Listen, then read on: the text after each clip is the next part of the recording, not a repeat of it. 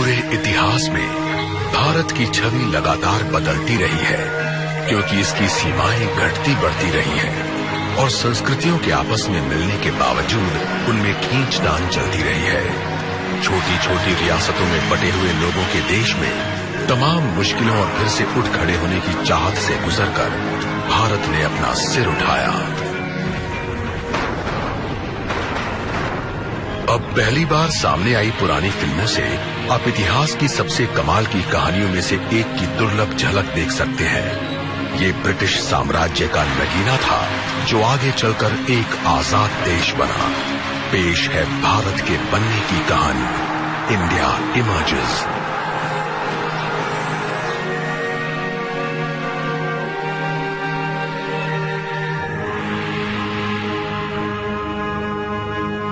The राज।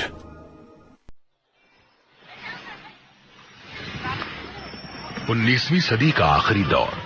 भारतीय उपमहाद्वीप की यात्रा कर रहे लेखक मार्क ट्वेन ने इस इलाके से प्रभावित होकर लिखा, भारत में ही मानव जाति पली बढ़ी है, यही इंसानी बोली का जन्म हुआ है।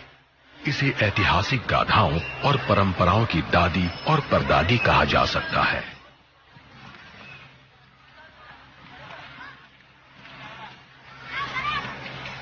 मार्क ट्वेन ने 5000 सालों में विकसित हुए भारत की व्याख्या की थी। ये बात है 19वीं सदी की। भारत की आबादी 20 करोड़ से ज्यादा है। ये भारत लगातार बदलाव के दौर में है। अब ये ताकतवर मुगल साम्राज्य द्वारा संगठित इलाका नहीं है। अपने सबसे अच्छे दौर में मुगल शासन उत्तर में अफगानिस्तान के पहाड़ों से लेकर भारतीय उपमहाद्वीप के सबसे दक्षिणी छोर तक फैला था। हाल ही में मिली इस रंगीन फिल्म को 1930 के दशक में फिल्माया गया था। ये 16 मिलीमीटर की कोडाक्रोम फिल्म है, जिसे पूरी तरह हाई डेफिनेशन में बदल दिया गया है। ये मध्यकालीन भारत की एक झलक है, जिसके ज्यादातर हिस्से पर मुगल राज करते थे। मुगलों का प्रभाव भारत के दक्षिणी दूर दराज के इलाकों तक कभी नहीं पहुंच पाया। यहाँ तक कि मध्य भारत में भी उन्हें अपना अधिकार जताने के लिए स्थानीय रियासतों के सहयोग पर निर्भर रहना पड़ता था। पर उनकी विरासत आज के भारत में भी जिंदा है, जिसे देश भर में बने स्मारकों और इमारतों के बेमिसाल आर्किटेक्चर में देखा जा सकता है। और इन स्मारकों में सबसे मशहूर शानदार ताजमहल है। सन 1648 में मुगल बादशाह शाहजहां की बेगम के मकबरे के तौर पर बना ताजमहल मोहब्बत की निशानी के अलावा भी काफी कुछ है। दुनिया का ये अजूबा ऐसे भारत का प्रतीक है जो कई सदियों की उतार चढ़ाव के बावजूद टिका रहा है और आज भी पहले की तरह ही शान से खड़ा है। ताजमहल बनवाने वाले शाहजहां के लफ्जों में, इस जहां में ये इमारत ऊपर वाले की अहमियत बताने के लिए बनाई गई है।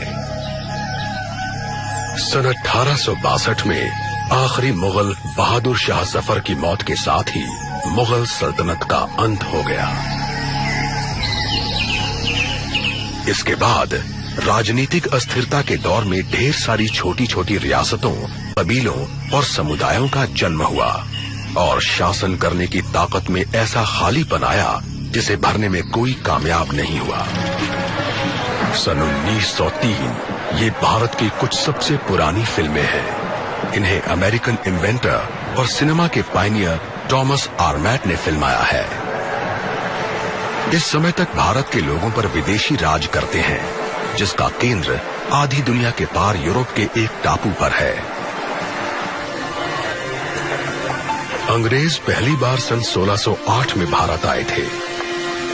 वो यहाँ ब्रिटिश ईस्ट इंडिया कंपनी के तौर पर आए थे। शुरू में वो लोग यहाँ पर केवल व्यापार करने के उद्देश्य से आए थे, पर फिर समय के साथ साथ उनका उद्देश्य बदला, उनकी इच्छाएं बढ़ी और उनकी राजनैतिक आकांक्षाएं सामने आईं। दूसरा दिल्ली दरबार। ये ब्रिटिश लॉर्ड कर्जन की अगुवाई में हो रहे समारोह के दृश्य हैं, जो इससे पहले कभी प्रसारित नहीं हुए। ये ब्रिटिश लोगों द्वारा भारत में सैनिक शक्ति का अब तक का सबसे बड़ा प्रदर्शन है। भारत में संसाधनों की भरमार है। ईस्ट इंडिया कंपनी ने उन संसाधनों पर एकाधिकार करने के साथ साथ अपना सैनिक और प्रशासनिक प्रभाव भी बढ़ा लिया है। इसने स्थानीय लोगों के विद्रोहों को कुचल दिया है, जिनमें सन 1857 का सैनिक विद्रोह भी शामिल है। अब सत्ता ईस्ट इंडिया कंपनी से ब्रिटेन के राजघराने के हाथों में जाने वाली है। सन 1858 की अपनी घोषणा में तत्कालीन ब्रिटिश मोनार्क क्वीन विक्टोरिया ने कहा, हम भारत की स्थानीय रियासतों के राजाओं के लिए ये घोषणा करते हैं कि हम उनके साथ ईस्ट इंडिया कंपनी या उसके नाम पर किए गए सभी समझौतों या एग्रीमेंट्स को स्वीकार करेंगे और हम उन्हें पहले की ही तरह जारी रखेंगे और हम उम्मीद करते हैं कि रियासतों के राजा भी ऐसा ही करेंगे। क्वीन की इस घोषणा का उद्देश्य ये जताना है कि वो सबको साथ लेकर राज करना चाहती है, लेकिन दराज, जो इस कॉलोनियल ताकत का नया नाम है, अब दोबारा कभी भी भारत के लोगों पर भरोसा करने के लिए तैयार नहीं है। ब्रिटिश राज की सामाजिक और आर्थिक नीतियां हर कीमत पर भारत के लोगों को विदेशियों की सत्ता में लाने के लिए बनी थी। उन्हें डर है कि परिवर्तन सामाजिक उथल-पुथल को जन्म दे सकता है, जिससे एक बार फिर सन 1857 जैसे हालात पैदा हो सकते हैं। 20वीं सदी की शुरुआत। ये ब्रिटिश भारत के पश्चिमी हिस्से की बीकानेर रियासत का लालगढ़ पैलेस है। यह औपनिवेशिक भारत की 500 से ज्यादा रियासतों में से एक का नजारा है, जो कहीं और नहीं मिलेगा।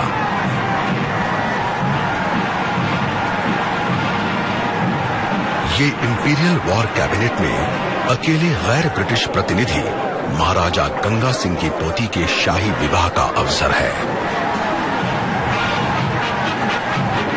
ये चमक दमक एक शानो शौकत वाली ट्रेडिशनल लाइफस्टाइल की झलक दिखलाती है, लेकिन ये सिर्फ ऊपरी दिखावा है। अब भारत पर अंग्रेजों का राज है और ये दो प्रशासनिक सिस्टम्स में बटा हुआ है। भारत के 60% हिस्सों पर अंग्रेजों की हुकूमत चलती है। बाकी का 40% हिस्सा रजवाड़ों का है, जिन्होंने अंग्रेजों के साथ समझौते कर लिए हैं।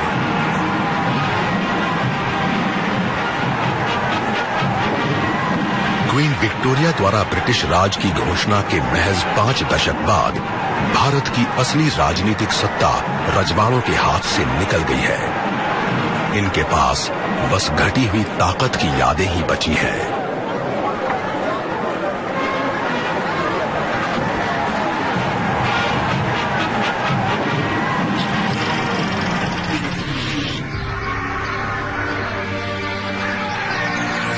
ये हैदराबाद की एक रियासत से मिले बाघ के शिकार के दृश्य हैं। ये मुश्किल से दिखने वाले विजुअल्स ओरिजिनल कला में हैं और इन्हें दक्षिणी भारत में कोंगारा कलान नाम के जंगल में फिल्माया गया है। स्थानीय राजा और अंग्रेज साथ मिलकर शिकार करते हैं। ये हाथियों पर शिकार के लिए निकलते हैं और उनके साथ ट्रेन्ड शिकारियों और हथियारों से लैस सैनिकों की एक फौज होती है। ये लोग घेरा बनाकर शिकार करते हैं। इसमें जोखिम कम होता है और देखने वालों को मजा आता है।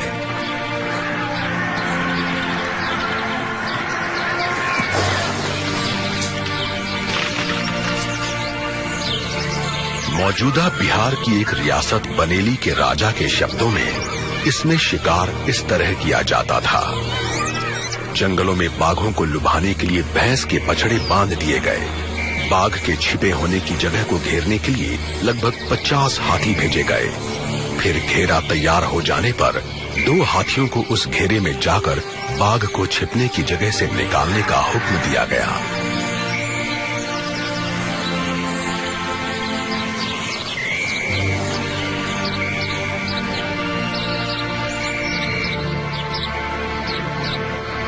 हाथियों के करीब आने पर बाघ बार बार गुस्से में हमला करता था। शुरू में ये बहुत रोमांचक था, लेकिन फिर बाघ थक कर लेट गया।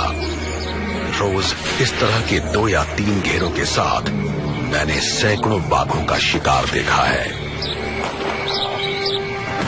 20वीं सदी में बाघ का शिकार ब्रिटिश राज का प्रतीक बना रहा। ब्रिटिश राज ने महाराजाओं को ऐसे समझौते करने के लिए मजबूर कर दिया है जिससे उनके ज्यादातर अधिकार खत्म हो गए। ज्यादातर रजवाड़ों को अपने दरबार में तैनात ब्रिटिश रेजिडेंट के दखल को झेलना पड़ता है। दर्राज ने भारतीय राजाओं की राजनीतिक, आर्थिक और सैनिक ताकत खत्म कर दी। और देखने में ऐसा लग सकता है कि बाघों की तरह रियासतों के राजा भी बहुत ताकतवर हैं, लेकिन 20वीं सदी की शुरुआत तक इनकी स्थिति बहुत कमजोर हो चुकी है।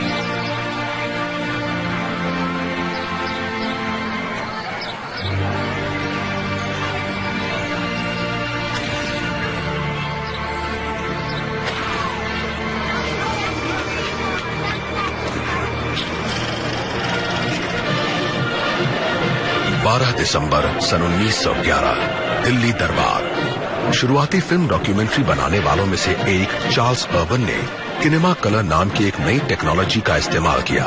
उन्होंने 2.5 घंटे की फिल्म बनाई जिसका नाम था with our king and queen through India.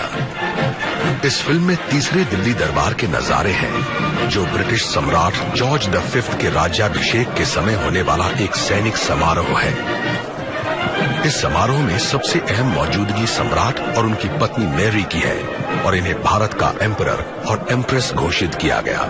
लेकिन ये इस समारोह में होने वाली अकेली महत्वपूर्ण घोषणा नहीं है। ब्रिटिश भारत की राजधानी अब कलकत्ता से हटाकर दिल्ली लाई जाने वाली है। राजधानी को कलकत्ता से दिल्ली लाए जाने के प्रस्ताव पत्र में भारत के वाइसरॉय लॉर्ड हार्डिंग ने लिखा, ये काफी समय से एक गंभीर असंगति मानी जाती है कि ब्रिटिश लोग अपने भारतीय इलाके के सबसे पूर्वी छोर पर स्थित शहर कलकत्ता से इस देश पर शासन करते हैं, लेकिन कलकत्ता से राजधानी हटाने की यही एक वजह नहीं थी। सन 1905 में बंगाल के बंटवारे के बाद ये इलाका ब्रिटिश राज के राष्ट्रवादी विरोधियों का केंद्र बन गया था। सन 1911 के दरबार में सम्राट जॉर्ज V द्वारा औपचारिक रूप से दिल्ली को राजधानी घोषित करने के साथ ही ये बात पक्की हो गई।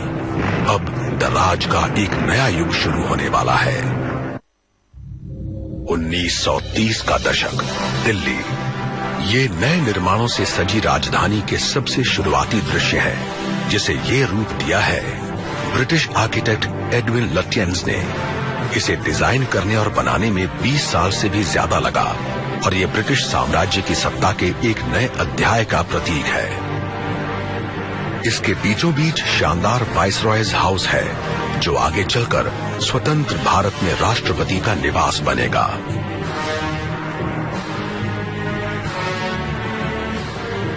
हिस्टोरियन मालविका सिंह और रुद्रांशु मुखर्जी ने अपनी किताब new Delhi making of a capital में बताया है कि लुटियंस ने कितनी बारीकी से काम किया था। उन्होंने इंडियन ट्रेडिशंस का बखूबी अध्ययन किया, खासियतों और प्रतीकों की खोज की, स्थानीय निर्माण सामग्री की डायरेक्टरी तैयार की, धार्मिक और सेक्युलर दोनों तरह की कला और कारीगरी की खासियतों को जमा किया और इन सबको आपस में मिलाकर एक हाइब्रिड स्टाइल बनाने की कोशिश की। एक नई शानदार राजधानी का निर्माण ब्रिटिश राज की साम्राज्यवादी सत्ता के सबसे अच्छे दौर का प्रतीक बन गया। भारत अब धीरे धीरे लेकिन लगातार बदलने लगा है। 1930 का दशक, ब्रिटिश भारत के पूर्वी हिस्से की बंगाल रियासत। ये दार्जिलिंग की टॉय ट्रेन है, जिसे अंग्रेजों ने भारत पर अपनी हुकूमत के सबसे अच्छे दौर में सन 1879 में बनवाया था। बंगाल के इसके बावजूद ये सवाल उठता है कि क्या आधुनिक सुधारों ने सचमुच भारतीयों की जिंदगी को बेहतर बनाया है? इस समय तक भारत के लोग ब्रिटिश सत्ता के अधीन रहते हैं। ब्रिटिश राज में सरकार में उनकी भागीदारी ना के बराबर है और ये आर्थिक और सामाजिक रूप से बहुत पिछड़ी हुई हालत में है।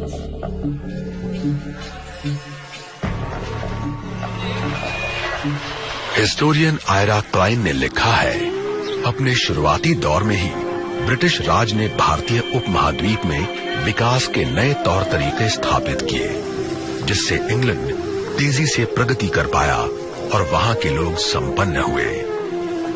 पर क्लाइन का एक सवाल है, फिर वेस्टर्न प्रोग्राम्स की कामयाबी ज्यादा बड़े पैमाने पर नजर क्यों नहीं आई और इकोनॉमिक डेवलपमेंट की पॉलिसीज ने 20वीं सदी के मध्य तक भारत के ज्यादातर लोगों को गरीबी रेखा के नीचे कैसे पहुंचा दिया, जहां लोग मुश्किल से अपना पेट भर पाते हैं। 20वीं सदी के आगे बढ़ने के साथ ही अब तमाम भारतीय लोग गरीब से लेकर अमीर तक ये सवाल पूछने लगे हैं। अपनी दोस्त को लिखे एक पत्र में मैसूर रियासत के दीवान या प्रधानमंत्री सर मिर्जा इस्माइल ने लिखा, मैं बढ़िया शिक्षा और हायर पोस्ट के साथ खुशकिस्मत लोगों में से एक हूँ, लेकिन कई बार मुझे बहुत निराशा होती है। मेरे स्टेटस और मेरी कामयाबियों के बावजूद लगभग सभी ब्रिटिश लोग मुझे अब भी अपने से नीचा समझते हैं। वो ये नहीं समझ पाते कि वो जिस भारत की बात करते हैं वो ब्रिटिश लोगों की बनाई हुई चीज है और उनके जाने के बाद वो ज्यादा समय तक नहीं चलेगी। भारत में लोगों का विचार फिर से बदलने लगा है और इस बार वो अपने शासन पर विचार कर रहे हैं। इसने गांधी जी जैसे जाने माने नेताओं के लिए पूरे देश में स्वतंत्रता आंदोलन की शुरुआत करने के लिए जमीन तैयार कर दी और एक बार शुरू होने पर इस आंदोलन को रोकना मुश्किल साबित होगा। इस बीच ब्रिटिश साम्राज्य आधुनिक काल में सबसे हिंसक आंदोलन से गुजरने वाला है।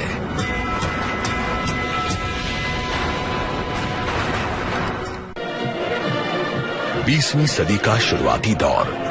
ब्रिटिश हुकूमत एक बड़ी साम्राज्यवादी शक्ति है और भारत इस साम्राज्य के सबसे अहम नगीनों में से एक है।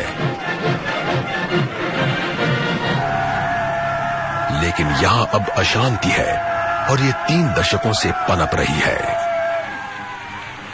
19वीं सदी के आखिरी वर्षों में यहां की अशांति ने राष्ट्रीय चेतना को जन्म दिया और आखिरकार इससे इंडियन नेशनल कांग्रेस यानी भारतीय राष्ट्रीय कांग्रेस के गठन की बुनियाद पड़ी। इस संगठन का विचार सबसे पहले एक अंग्रेज नागरिक एलन ऑक्टेवियन ह्यूम ने रखा था, लेकिन कांग्रेस भारतीय नेतृत्व वाला एक राजनीतिक संगठन है जो ब्रिटिश राज में भारतीयों की समस्याओं का समाधान चाहता है।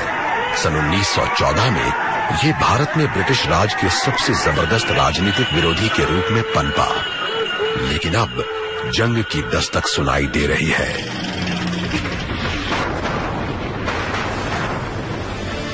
जुलाई सन 1914 से नवंबर सन 1918 तक पूरे यूरोप में जबरदस्त लड़ाई छिड़ी रही, जिसमें साम्राज्यवादी ताकतों के साथ साथ उनकी रियासतों ने भी भागीदारी की। ब्रिटेन, फ्रांस और रूस ने एक गठबंधन बनाया, जिसमें बाद में अमेरिका, जापान और अन्य देश भी शामिल हो गए। इन्होंने साथ मिलकर जर्मनी और ऑस्ट्रिया हंगरी का सामना किया। ब्रिटिश भारत ने भारतीय सेना को जंग में उतारा। दुनिया में किसी उपनिवेश की सबसे बड़ी वॉलंटियर आर्मी में यहाँ के 12,70,000 सैनिक शामिल हुए।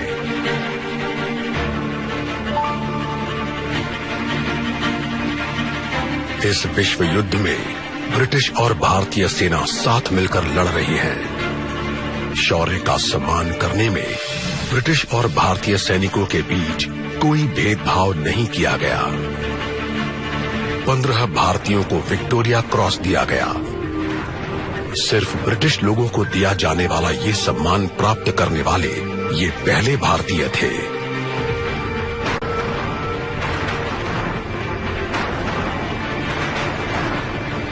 लगभग 75,000 भारतीय सैनिक मारे गए और इनमें से कईयों ने विदेशी जमीन पर दम तोड़ा और लाखों सैनिक घायल हुए। दिसंबर सन 1917, जेरूसलम। ये ब्रिटिश जनरल एडमंड एलनबी द्वारा डोम ऑफ रॉक पर सम्मान व्यक्त करने के दुर्लभ दृश्य है। इनके साथ भारतीय घुड़सवार सेना और लैंसर्स के 4 डिविजन्स हैं। भारतीय सेना फिलिस्तीन से तुर्कों को बाहर निकालने में कामयाबी का जश्न मना रही है। नवंबर सन 1918 तक जर्मनी ने समर्पण कर दिया और जंग खत्म हो गई, लेकिन कोई भी इससे सही सलामत नहीं बचा है। इस विश्व युद्ध ने जीतने वाले को भी उतना ही नुकसान पहुंचाया है जितना हारने वाले को। ब्रिटिश साम्राज्य को भी अपने देश में भारी नुकसान झेलना पड़ा है।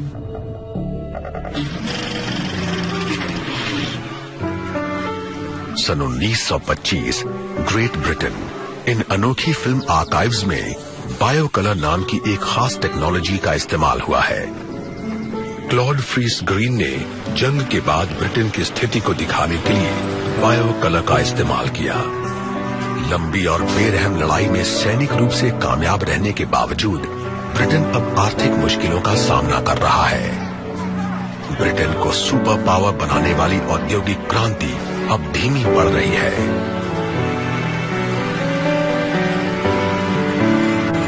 संपन्न लोग और धनी होते जा रहे हैं और गरीब लोग और फटेहाल, जिससे उच्च वर्ग और कामगारों के बीच फर्क बढ़ता जा रहा है।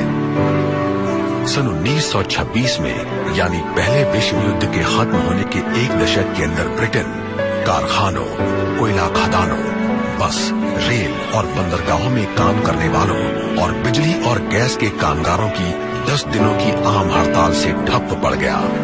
प्रशासन ने इस आम हड़ताल को तो खत्म करवा दिया, लेकिन ये ब्रिटिश साम्राज्य के लिए आगे आने वाले मुश्किल हालात का पहला संकेत है।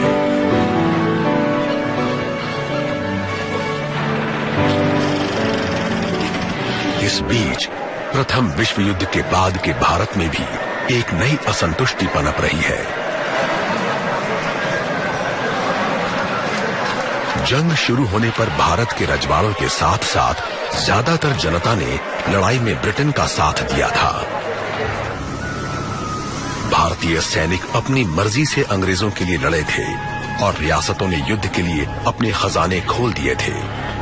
ब्रिटिश अखबार द टाइम्स के मुताबिक भारत ने जिस उत्साह से युद्ध में मदद की है, उसकी एकता और समर्पण ने ब्रिटेन को खुश कर दिया है। भारत में अंग्रेजों का विरोध करने वाले लोगों ने भी इस उम्मीद में युद्ध के समय अपना रुख नर्म कर लिया कि शायद लड़ाई में मदद के बदले अंग्रेज उन्हें आजाद कर दें। विश्व युद्ध खत्म होने के महज 1 साल बाद ऐसा लगने लगा कि ये जल्दी ही होने वाला है। सन 1919 में अंग्रेजों ने गवर्नमेंट ऑफ इंडिया एक्ट पारित किया। इस कानून से सरकार में भारतीयों की भागीदारी बढ़ गई। इससे पार्लियामेंट में 2 हाउसेज की शुरुआत हुई और स्टेट गवर्नमेंट में कई अहम पद भारतीयों को दे दिए गए। लेकिन ये सिर्फ एक दिखावा है। सेंट्रल गवर्नमेंट अब भी अंग्रेजों के नियंत्रण में है। रियासतों में भी टैक्स और लॉ एंड ऑर्डर जैसे अहम पदों पर अंग्रेज ही हैं। और फिर वक्त ने करवट ली। इस बार भारत का विचार एक अहिंसक आंदोलन से पैदा हुआ, जो भारत के लोगों को आजादी की राह पर ले जाने वाला है।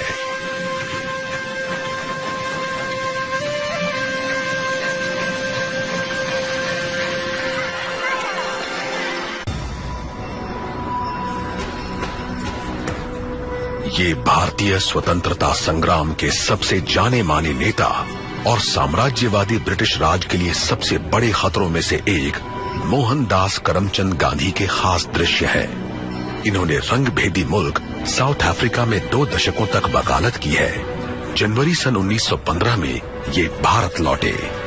साउथ अफ्रीका में रंग भेद के अनुभव ने इन्हें स्वराज के लिए आंदोलन करने की प्रेरणा दी। आप सबसे विनती है कि आप ब्रिटेन में बनी चीजों का बहिष्कार करें। भारत की आजादी के इस पहले आह्वान ने सिर्फ उच्च वर्गों को ही नहीं, बल्कि हर वर्ग के भारतीयों को आकर्षित किया। सन 1920 तक गांधी ने भारतीय राष्ट्रीय कांग्रेस का नेतृत्व संभाल लिया और ये ब्रिटेन में बनी चीजों के बहिष्कार जैसी सविनय अवज्ञा जैसे आंदोलनों की अगुवाई करने लगे। सम्मान से लोग गांधी को महात्मा कहते हैं और इन्होंने अहिंसक विरोध की शुरुआत की। ये लगातार विरोध और अपने मत पर कायम रहने का ऐसा तरीका था जो आजादी की लड़ाई में बिल्कुल नया था। अन्य राष्ट्रीय नेताओं के साथ गांधी भी भारत के विचार में सबसे जबरदस्त बदलाव की प्रेरणा देने वाले लोगों में से थे। ये एक स्वतंत्र और डेमोक्रेटिक नेशन का विचार था, जिस पर यहाँ के लोग डेमोक्रेसी में शासन करें। मैं खुद को सिपाही मानता हूँ, शांति का एक सिपाही।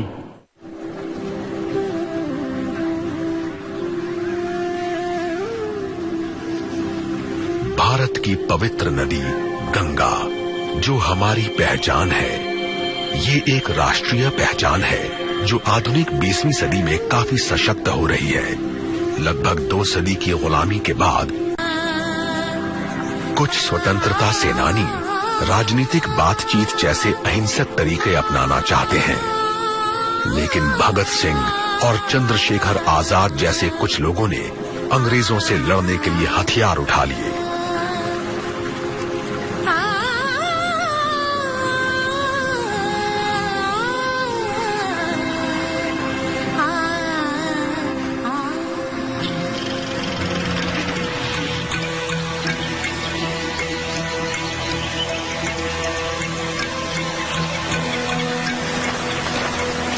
अंग्रेजों ने बड़ी बेरहमी से इसे दबा दिया। सन 1930 में कांग्रेस ने सन 1882 के उस दमनकारी कानून के खिलाफ आंदोलन शुरू किया, जिसमें नमक बनाने और बेचने पर भारी टैक्स लेने का प्रावधान था। मार्च सन 1930 के अपने एक पत्र में गांधी ने वाइसरॉय लॉर्ड अर्विन को लिखा कि ये औपनिवेशिक सत्ता का एक कड़ा कानून है और भारतीय लोगों पर इसका बहुत बुरा असर पड़ रहा है। हालांकि मैं भारत में ब्रिटिश शासन को एक अभिशाप मानता हूं, लेकिन मैं अंग्रेजों को दुनिया के बाकी लोगों से बुरा नहीं मानता। और मैं ब्रिटिश शासन को अभिशाप इसलिए मानता हूं क्योंकि इसने लगातार शोषण वाली एक व्यवस्था और ऐसे खर्चीले सैनिक और नागरिक प्रशासन के जरिए करोड़ों भारतीयों को बदहाल कर दिया है, जिसका खर्च ये देश नहीं उठा सकता है। इसने राजनीतिक रूप से हमें अंग्रेजों का गुलाम बना दिया है। इसने हमारी सभ्यता की बुनियाद खत्म कर दी है और हम कायर असहाय लोगों का देश बनकर रह गए हैं।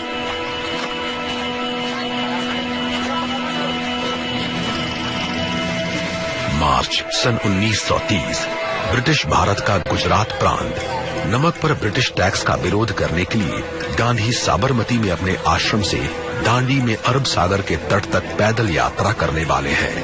वहां वो ब्रिटिश कानून का उल्लंघन करके भारतीयों द्वारा खुद अपना नमक बनाने के एक आंदोलन की अगुवाई करेंगे। लॉर्ड अर्विन को लिखे गए अपने पत्र के अंत में उन्होंने बातचीत का प्रस्ताव रखा। मैं जानता हूं कि आप मुझे गिरफ्तार करके मेरी कोशिश को नाकाम कर सकते हैं, लेकिन मेरे बाद हजारों लोग अनुशासित ढंग से ये काम करने को तैयार रहेंगे और नमक कानून का उल्लंघन करके वो उस कानून की सजा पाने के लिए तैयार रहेंगे जिसे कभी कानून की किताब में दर्ज ही नहीं होना चाहिए था। मैं आपको बेवजह मुश्किल में नहीं डालना चाहता। अगर आप इस मुद्दे पर मुझसे आगे बातचीत करना चाहते हैं और इस पत्र को प्रकाशित नहीं होने देना चाहते हैं, तो आपका टेलीग्राम मिलते ही मैं इसे रोक दूंगा। अर्विन ने इसका कोई जवाब नहीं दिया। इसकी बजाय उसने गांधी को गिरफ्तार करने का हुक्म दिया, लेकिन इससे बिना डरे गांधी जी ने जेल में अनशन शुरू कर दिया। विरोध के ऐसे अनोखे तरीकों ने गांधी जी की महात्मा वाली छवि और भारत की जनता पर उनकी पकड़ को और मजबूत कर दिया। अक्टूबर सन 1931 ग्रेट ब्रिटेन। गांधी लंदन पहुंचे और ब्रिटेन की जनता उनसे बहुत सम्मान से मिली, लेकिन ब्रिटिश हुकूमत को अपने पक्ष में करना इतना आसान नहीं है। उस साल फरवरी में जाने माने राजनेता और आगे चलकर ब्रिटेन के प्रधानमंत्री बनने वाले विंस्टन चर्चिल ने गांधी के बारे में लिखा। मिस्टर गांधी को देखकर मुझे बहुत घिन आई। ये मिडिल टेम्पल के एहसान फरामोश वकील हैं और अब पूरब के फकीर की तरह आधे कपड़े में ये किंग एम्परर के रिप्रेजेंटेटिव से बराबरी पर बातचीत करने के लिए वाइस रीगल पैलेस की सीढ़ियों पर चढ़ रहे हैं। लेकिन गांधी जी की दिलचस्पी सिर्फ ब्रिटिश राज की नींव हिलाने में नहीं है। आजाद भारत के इनके सपने में ये भी शामिल है कि यहाँ के लोग अपने आप को पहचाने और अपनी सबसे पुरानी सामाजिक बुराइयों को दूर करें।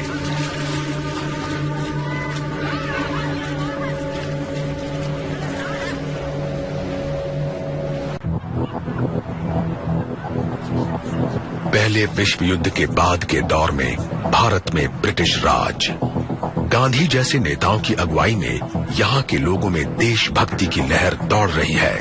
गांधी ने भारत के लोगों को सिर्फ ब्रिटिश शासन से आजादी के लिए लड़ने की ही प्रेरणा नहीं दी, उन्होंने उन्हें जाति, नस्ल, धर्म और लिंग के भेदभाव से भी लड़ने को कहा।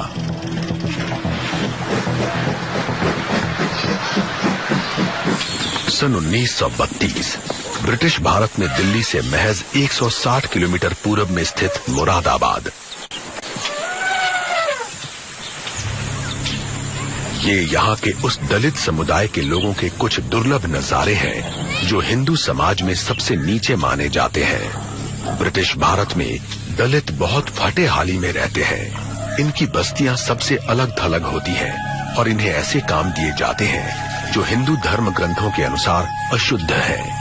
हिंदू समाज को नहीं मानने वाले पश्चिमी शासकों के होने के बावजूद ब्रिटिश राज के दौरान भी भारतीय समाज में छुआछूत जैसी बुराइयां मौजूद हैं। गांधी जी का मानना है कि अगर भारत को आगे बढ़ना है तो छुआछूत जैसी बुराइयों को खत्म होना चाहिए। इन्होंने दलित समुदाय को एक नया नाम दिया, हरिजन, यानी ईश्वर के लोग। इसके साथ ही इन्होंने दलित समुदाय के लोगों के साथ खाने, मिलने जुलने और प्रार्थना करने जैसे सार्वजनिक रूप से दिखाई देने वाले कामों की मदद से लोगों को समझाने की कोशिश की। गांधी जी का मानना है, अगर मेरा पुनर्जन्म हो तो मुझे दलित के रूप में पैदा होना चाहिए ताकि मैं उनके दुख, उनकी तकलीफों और उनकी मुश्किलों को समझ सकूं और शायद इससे मुझे खुद को और उन सबको उनकी बुरी हालत से आजाद कराने की प्रेरणा मिलेगी। ये उत्तर भारत में इलाहाबाद के नजारे हैं। 3 पवित्र नदियों गंगा, यमुना और पौराणिक सरस्वती के संगम पर बसा ये शहर हमेशा से आजादी की लड़ाई का केंद्र रहा है। इस शहर ने स्वतंत्रता आंदोलन के शुरुआती दिन देखे हैं जब मोतीलाल नेहरू जैसे नरमपंथी नेताओं ने अपनी भारतीय पहचान कायम करनी शुरू की थी। ये मोतीलाल नेहरू के पुत्र जवाहरलाल नेहरू का जन्म स्थान भी है जो आगे चलकर आजाद भारत के पहले प्रधानमंत्री बनेंगे। जवाहरलाल नेहरू राष्ट्रीय चेतना की एक लहर की अगुवाई करते हैं। गांधी जी की तरह इन्होंने भी पश्चिम में वकालत की पढ़ाई की है। ये भारत की आजादी के पक्के इरादे के साथ अपने देश लौटे हैं। गांधी जी की तरह ये भी बुद्धिजीवी होने के साथ साथ लोकप्रिय जन नेता भी हैं और इन्होंने भी भारतीय जनता के बीच अपनी मजबूत जगह बना ली है। अपनी मशहूर ऐतिहासिक किताब डिस्कवरी ऑफ इंडिया में इन्होंने अपने देश के बारे में लिखा, बार बार विदेशी हुकूमत में रहने के बावजूद कोई इसके जोश को खत्म नहीं कर पाया और आज भले ही ये एक विजेता के हाथों का खिलौना बना हुआ लग रहा हो, लेकिन अब भी इसने हार नहीं मानी है और इसका उत्साह कायम है। ये एक मिथ, विचार और सपना है, लेकिन साथ ही ये बहुत वास्तविक और जीवंत भी है। नेहरू और उनके पॉलिटिकल मेंटोर गांधी ने आजाद और सेक्युलर इंडिया का विचार सामने रखा, जिसमें हर नागरिक को बेसिक ह्यूमन राइट्स की गारंटी होगी। डिस्कवरी ऑफ इंडिया में नेहरू ने लिखा, इंसानियत का सबसे अच्छा और सबसे बढ़िया तोहफा किसी एक नस्ल या देश का एक अधिकार कभी नहीं हो सकता है। इसे सीमाओं में नहीं बांधा जा सकता और न ही इसे किसी कंजूस का जमीन में गड़ा खजाना माना जा सकता है। गांधी और नेहरू जैसे नेताओं ने ऐसे भारत का सपना देखा जहां सभी भारतीय बिना किसी सांस्कृतिक और धार्मिक भेदभाव के मिलजुल कर रहें, लेकिन सबकी राय ऐसी नहीं है। दिसंबर सन 1930 में ऑल इंडिया मुस्लिम लीग के प्रेसिडेंट मोहम्मद इकबाल ने एक बिल्कुल नया विचार पेश किया। भारत विभिन्न नस्ल के लोगों का देश है जो अलग अलग भाषाएं बोलते हैं और जिनके धर्म भी अलग अलग हैं। उनका व्यवहार किसी एक नस्ल चेतना से तय नहीं होता। भारत के सांप्रदायिक समूहों की वास्तविकता को स्वीकारे बिना यहाँ यूरोपीय लोकतंत्र के सिद्धांत को लागू नहीं किया जा सकता। इसलिए मुस्लिम लोगों द्वारा भारत के अंदर एक मुस्लिम भारत के निर्माण की मांग बिल्कुल जायज है। उन्होंने आगे कहा, मैं पंजाब, उत्तर पश्चिम सीमांत प्रांत, सिंध, और बलूचिस्तान को एक रियासत के रूप में देखना चाहूंगा। ये ब्रिटिश साम्राज्य के अंदर हो या उसके बाहर, लेकिन मुझे लगता है कि north West Indian Muslim state का गठन ही मुसलमानों का भविष्य होगा, कम से कम उत्तर पश्चिम भारत के मुसलमानों का।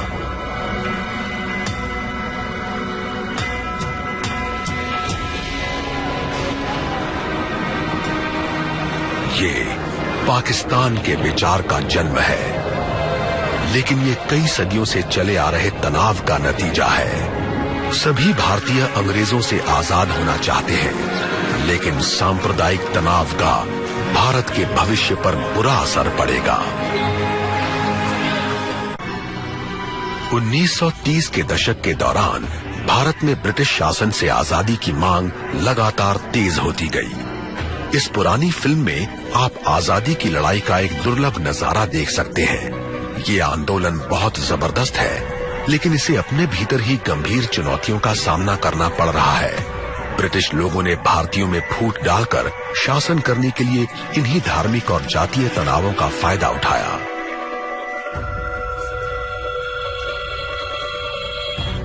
सितंबर 1932 गांधी जी ने ऊंची और नीची जातियों के लिए अलग अलग राजनीतिक प्रतिनिधित्व बनाने की ब्रिटिश नीति के विरोध में अनशन शुरू कर दिया।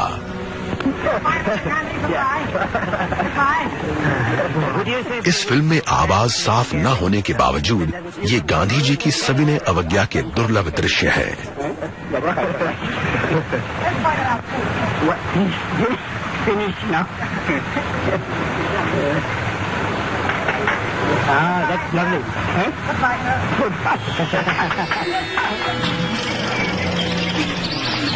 सन 1938 ब्रिटिश भारत के उत्तरी हिल स्टेशन। ब्रिटिश राज के अफसर यहाँ छुट्टी मना रहे हैं। ये साहिब वाले अपने रुतबे से अच्छी तरह वाकिफ हैं। उर्दू लफ्ज साहिब का अर्थ है सर या मिस्टर, लेकिन ब्रिटिश राज में ये स्वामी या मालिक के ऊंचे रुतबे का प्रतीक है और इसका इस्तेमाल भारतीय लोग अंग्रेजों के लिए करते हैं। साहिब लोग ऐशो आराम और खास सहूलियतों वाली जिंदगी जीते हैं। इनमें से कुछ लोग बहुत अनमने ढंग से भारत आए हैं, जबकि कुछ लोग ब्रिटेन से भी ज्यादा भारत को अपना घर मानते हैं। 20वीं सदी के शुरू के 25 सालों के अंत में दुनिया एक बार फिर बदलने लगी है। इस बार ब्रिटिश राज पर इसका प्रभाव निर्णायक होगा।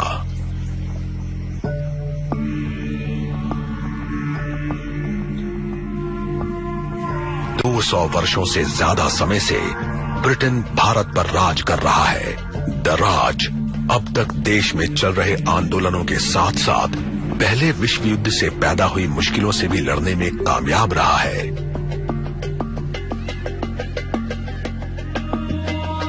पहले विश्व युद्ध के महज 20 साल बाद एक बार फिर जंग के बादल घिरने लगे। एक बार फिर यूरोपीय देशों के गठबंधन की अगुवाई के लिए ब्रिटेन को याद किया जाएगा। इस बार ये लड़ाई एडोल्फ हिटलर के जर्मन खतरे के खिलाफ है। ये लड़ाई पूरी दुनिया को चपेट में ले लेगी और किसी की भी कल्पना से ज्यादा तबाही मचाएगी। दूसरे विश्व युद्ध में जंग का मैदान यूरोप, प्रशांत क्षेत्र, अफ्रीका, अमेरिका, जापान, चीन, मिडिल ईस्ट और भारत तक फैल जाएगा। ये इतिहास में सबसे जानलेवा युद्धों में से एक होगा, जिसमें 5 से 8 करोड़ लोग मारे जाएंगे और इनमें से ज्यादातर लोग आम नागरिक होंगे। नाज़ी फौज खत्म कर दी जाएगी और फासिज्म पर हमला होगा। जर्मनी और यूरोप के काफी बड़े हिस्से का राजनीतिक नक्शा बदल जाएगा। इस लड़ाई का ब्रिटेन के लोगों, उसके शहरों और उसकी अर्थव्यवस्था पर बहुत बुरा असर पड़ेगा। ब्रिटेन अपना पूरा ध्यान और अपने सभी संसाधनों को खुद को फिर से मजबूत करने में लगाएगा। भारतीय लोगों के लिए दूसरा विश्व युद्ध आजादी के लिए जोर लगाने का एक अच्छा जरिया साबित होगा। आजादी की इसकी मांग लगातार तेज और मजबूत होती जाएगी। दूसरे विश्व युद्ध के अंत तक दुनिया का नक्शा काफी हद तक बदल जाएगा। आयरन कर्टन पश्चिमी जगत को विभाजित कर देगा। ताकतवर देशों का पतन हो जाएगा और उनकी जगह नए देश पनपेंगे। द राज जैसी साम्राज्यवादी ताकतों का सूरज